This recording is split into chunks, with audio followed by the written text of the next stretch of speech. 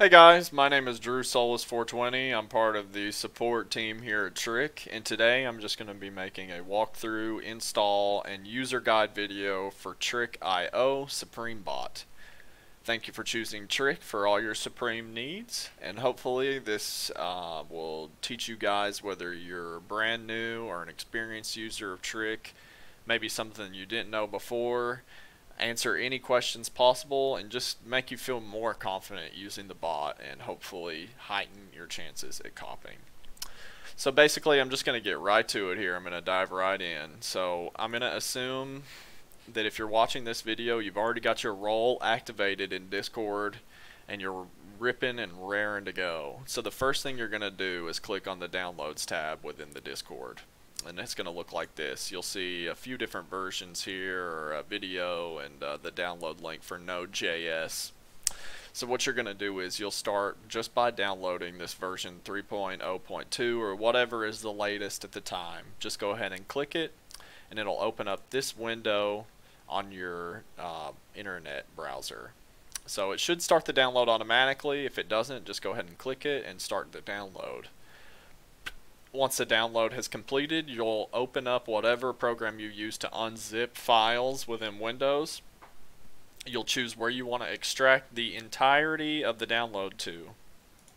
So you'll pick a file directory or create one. Mine's right here, Trick.io.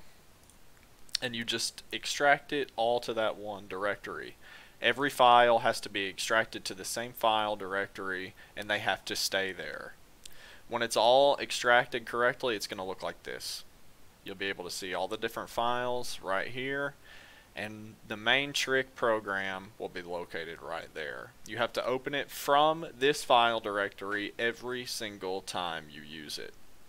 If you'd like to create a desktop shortcut to leave on your desktop, you can right click and press Create Shortcut. You can drag that newly created shortcut out to your desktop and use it as a direct way to get into the bot rather than opening your file directory for the bot itself. Okay, so now that we've got the bot itself downloaded, what we're going to do is come over here and open up the Node.js link. So you'll go ahead and just click that. And you will not use the current version. Very confusing, but the one that you will click is actually the LTS version. This is the one that you need to install.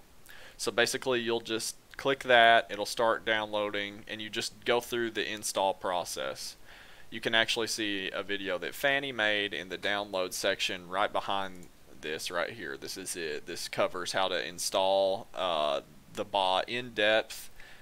Since I already have Node.js, I'm not going to install Node.js, but it is necessary. You do have to have Node.js because that is what the CAPTCHA solver is written into, so you will absolutely have to have Node.js. Okay, so moving on. Now that you've got the bot installed, it's going to look like this right here. You'll come over to your settings tab. Now this is assuming that you've already opened the bot and you've signed in with your key. So after you sign in with your key, it'll actually just bring you right to the task table. As you can see, I'm running some restocks right now. But this is your settings tab, which is the first tab that we're going to cover. You can turn the timer on and off here. And if you just don't want to use the timer, you actually don't even have to turn this off. If you just don't mess with the timer setting while you're creating a task, it won't use the timer.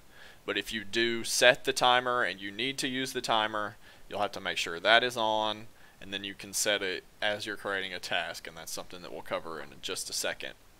So 2 CAPTCHA, don't even worry about this. No one uses it. It's not fast enough to solve a Supreme CAPTCHA. It's really slow, so don't even worry about your 2 CAPTCHA key. It's totally unnecessary. Totally disregard this area. Discord webhook. This Discord webhook that you see right here is my personal Discord webhook. If you have your own Discord server, basically all that allows you to do is get your success webhook sent to your own personal Discord server. So I'm going to cover how to do that really quick.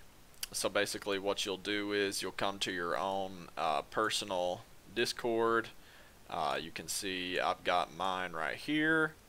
So what I'm going to do is I'm just going to click that.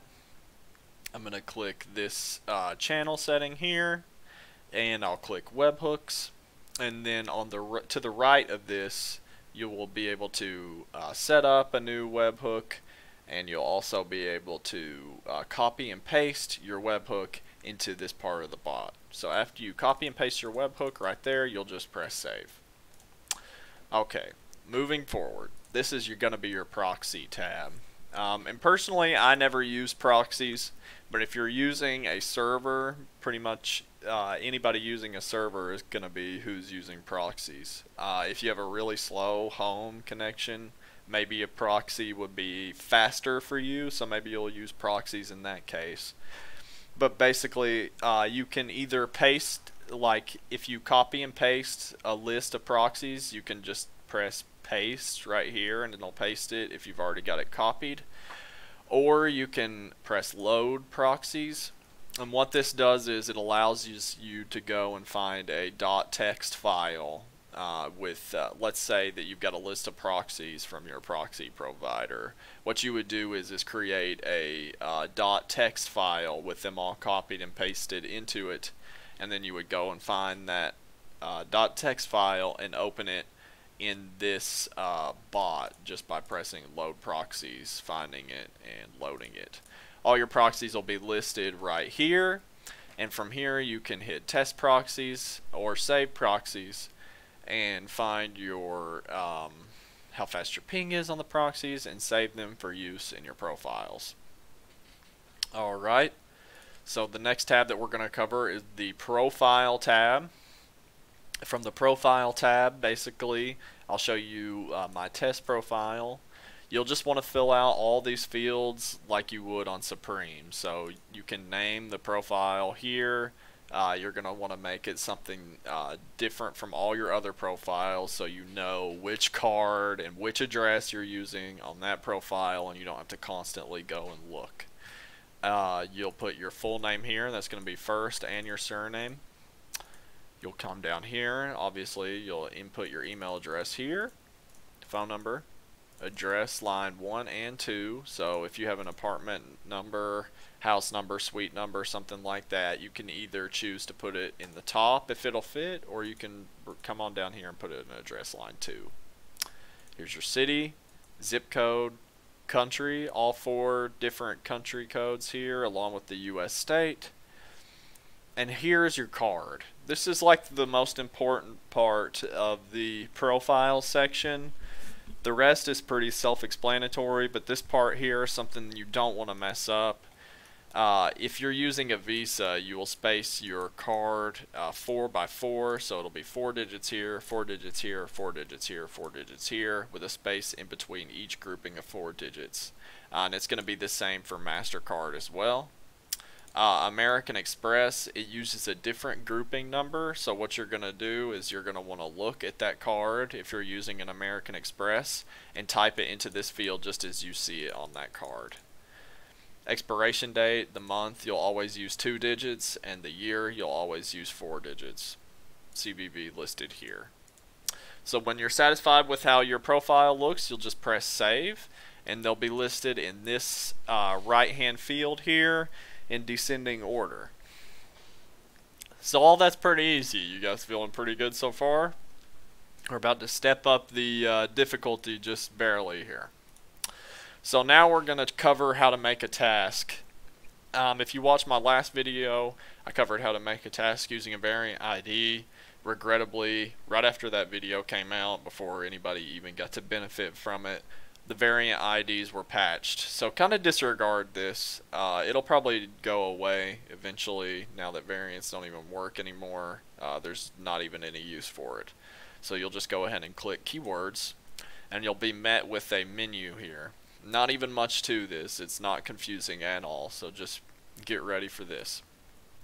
So basically, you'll just input all your different categories for whatever item you want to cop. And right now I'm going to use an in-stock product from Supreme's website just to sort of show you what we got going on here.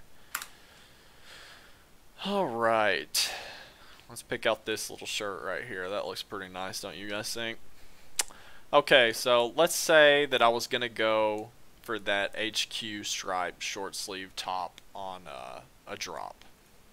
So we're going to assume that I've already got the keywords, and we provide keywords in the Trick Discord, and they're actually listed in a rather easy to find area, just right here.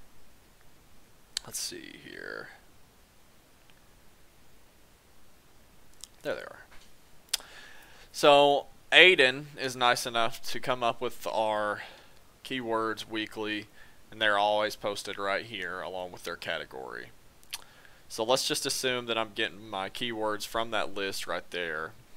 Basically, the easiest way to use keywords with Trick is just to make sure that you're picking something that's only going to select the item that you want.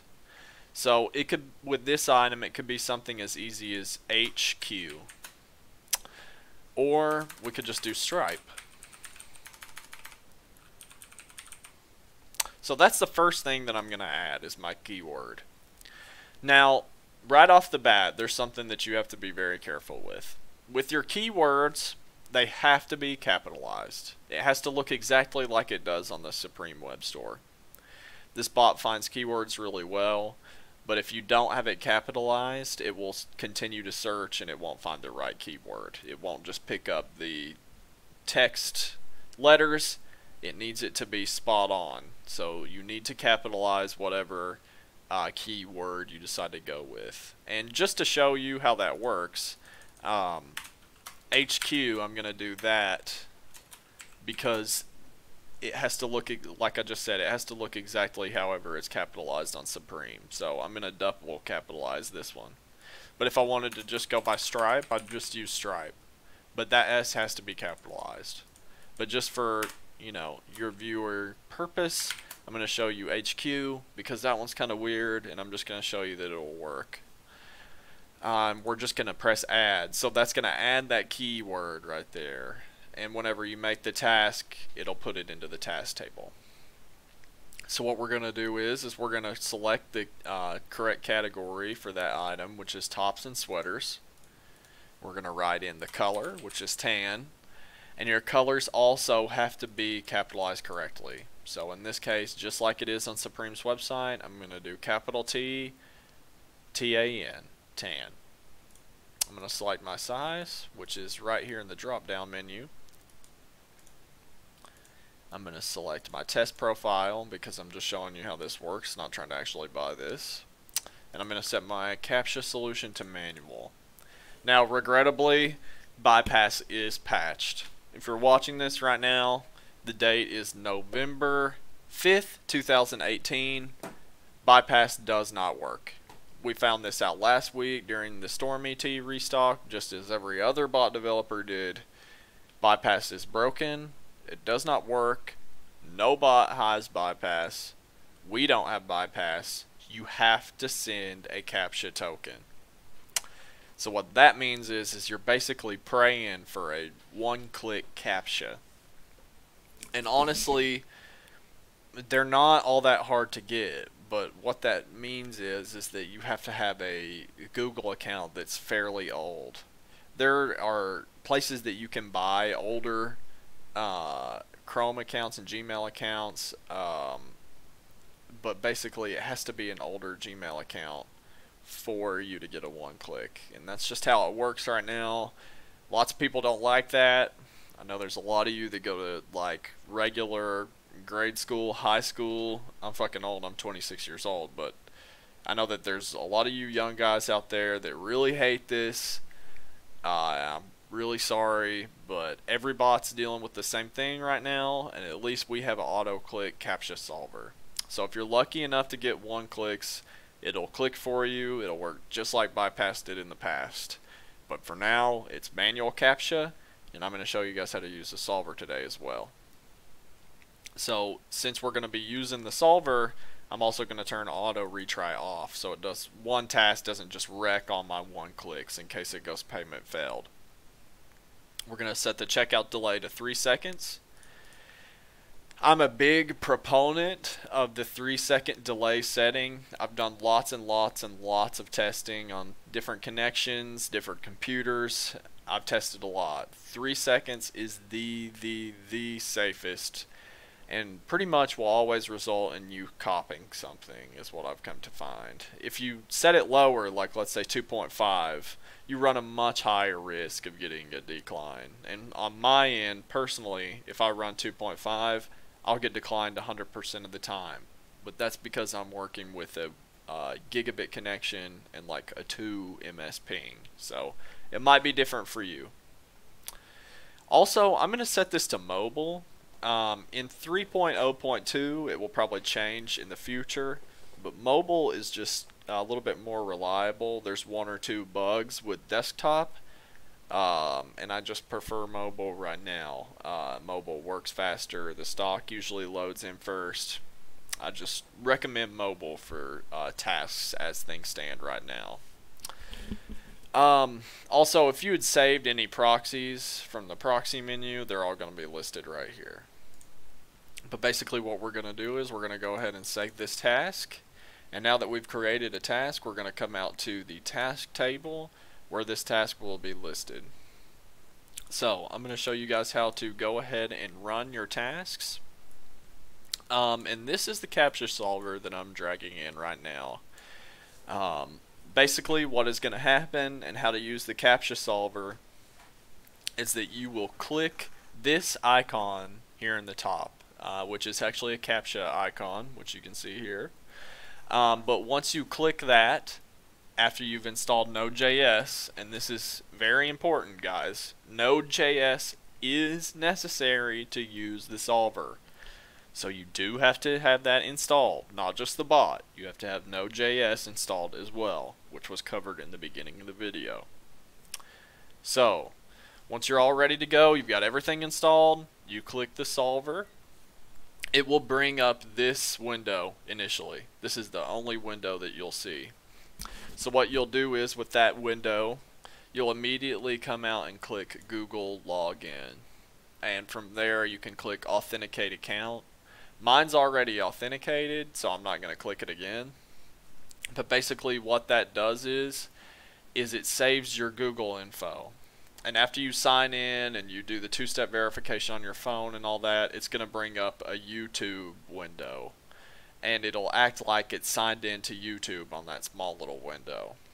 What I've noticed with this solver is that due to it logging in through Google and it has to use two-step verification, etc., since it's a brand new login on your Google account, it takes a couple of days to get your one-clicks on this.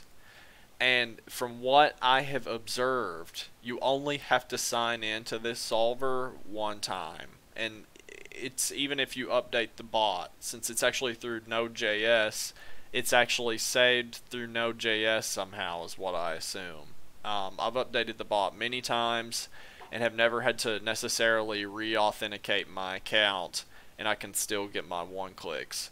As you can see, I don't have the YouTube app window open, but it will open the first time that you open the solver.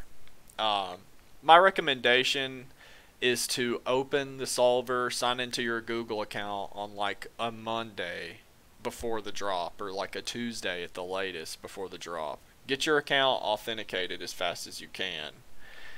Just so Google can recognize the new device login, because it thinks that this solver is a new like device login basically.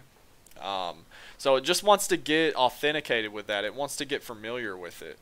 Maybe that first time that you sign in with your YouTube login, you'll watch several videos through that small YouTube login, and you can just open up a couple 10-minute videos, put them on autoplay, mute them, don't even watch them, walk away.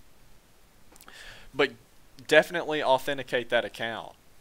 You can even close the bot down completely and close these windows completely, and Google will do back-end work. And like if you have authenticated on an earlier date that week, Google will see that you did that you authenticated, and your one-clicks should transfer over to this new device, which is what Google thinks this solver is, a new device. and you should get 1 clicks by Thursday.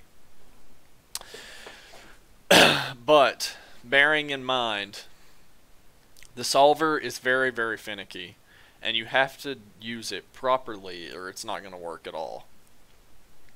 So upon creating your tasks, you can see here that I've got my task made. You have to wait to open the solver until you've got all your tasks input. In my experience, everything just works best. So once you've got all your tasks input that you want to use, before you ever even run them one time, you have to open the CAPTCHA solver. So don't touch these tasks before the CAPTCHA solver is open, or it won't respond correctly. You'll have to close down your bot and start from square one. So after you've got your tasks, click the CAPTCHA solver. It'll open this window first. Authenticate your account if you haven't already. And after that's all done and you're authenticated, click Open CAPTCHA Window. After you've clicked Open CAPTCHA Window, this screen will appear. And this is the manual solver screen. So, like I said, you have to do it in that order. You cannot attempt to run your tasks before you have the solver open. If you run a manual task before the solver is open, it will basically break that session of the bot, and you will need to close the bot and restart fresh, reopen the CAPTCHA harvester, and then run your task. You 100% of the time must have the CAPTCHA harvester / solver open before you run a manual task. If you do not, and you accidentally run the task before you have the solver open, it won't work, and you will have to reopen the bot and start all over again. Think I've said that enough times, guys? Hope you got it through there. Alright, so basically I'm just going to show you how a task works with the solver. Now bear in mind, I am signed into my Google account. It's been authenticated for weeks onto this solver. And I do get 1 clicks. I get easy 1 clicks. So I just want to show you guys how it works. Oh my god. After all that talk about 1 clicks, I didn't even get one. So let me solve this CAPTCHA really quick. But see, after I solved the CAPTCHA, it went right on through. I should get a 1 click this time. So this Gmail that I have signed into this can be kind of finicky, so we're gonna do it one more time.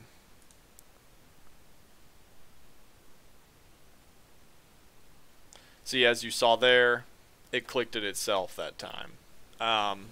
It really just depends. I said I get easy 1 clicks and I get a CAPTCHA.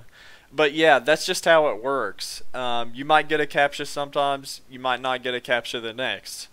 Like, let me see if I can do it one more time. We'll see if I get a CAPTCHA the 3rd time. See, it's auto-clicking 1 clicks there. And you can see it click the 1 click. There is something that goes on here. It sort of whites out for just 1 second. I'll show you again. So you saw it, you could see the CAPTCHA button does something as it does the 1 click. My CAPTCHAs do that from time to time. If I haven't used the bot in a while, it might make me solve 1 CAPTCHA right at the beginning, and then I get my 1 clicks back. Why, I don't know. Like I said, the solver is kind of finicky. It wants to be used properly. If you don't use it properly, you will mess things up for yourself. So as the drop is happening, don't sit here and spam manual solve, manual solve, manual solve, manual solve, trying to, you know, get your CAPTCHA to come up or whatever. Just be patient. As you can see, with the delay, it does take some time. And I'll show you one more time here.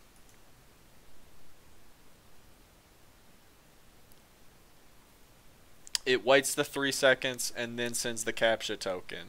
Okay? And just don't worry about that. As it's saying solve manual CAPTCHA, give it its 3 seconds. Like, see if it's going to solve. If it's not going to solve and it's not showing you a CAPTCHA, maybe press manual solve. But you don't want to stress it. You don't want to try to send more CAPTCHAs than are even pending. You'll be able to see how many pending CAPTCHAs you have to solve here. If you see this number go negative, that's probably not what you're looking for. You want it to stay at 1 or 0. If you see that go negative, you're probably hurting from that point. It's probably not going to send tokens or solve correctly from that point forward. But basically, that pretty much wraps it up. That shows you guys how to use the bot, how to install it, how to use the solver as it stands right now. There will be another solver to drop sometime this week, maybe next week. There's a Chrome solver that we have as well. Unfortunately, I couldn't include that in this video today because I don't have the Chrome solver installed anymore, and Chrome removed it from the extension store, so we're working on getting that uploaded back to the extension browser. So I just wanted to make a video about the bot and the current CAPTCHA solver. The current CAPTCHA solver works very well, and it's a really stable product, but you have to use it in the direct order that I stated. Like, you have to make all your tasks first, then open the solver. You can't run a task without the solver being open, or else it won't work. You'll have to close and reopen the bot. You don't want to just sit and spam manual solve, because as you can see right here, one more time, it might take a second when it says solve before it actually sends, as you just saw right there. So don't get too excited. It's not going to be as fast as bypass was. Just be patient and do your testing. A successful test is what you're seeing me do. Searching for product, adding to cart, solve manual CAPTCHA, then it'll go to getting payment status, and then card declined. If you see it in that order and you see getting payment status, you know you actually sent a real CAPTCHA token and Supreme actually tried to check that task out. I recommend setting a test profile just like I have, and if you need to see the information for that again, you can just use the same one that I'm using right there. So if you guys need anything, don't hesitate to ask any of the members of the support team. We're here to help. And once again, guys, thanks for choosing Trick. Have a great day.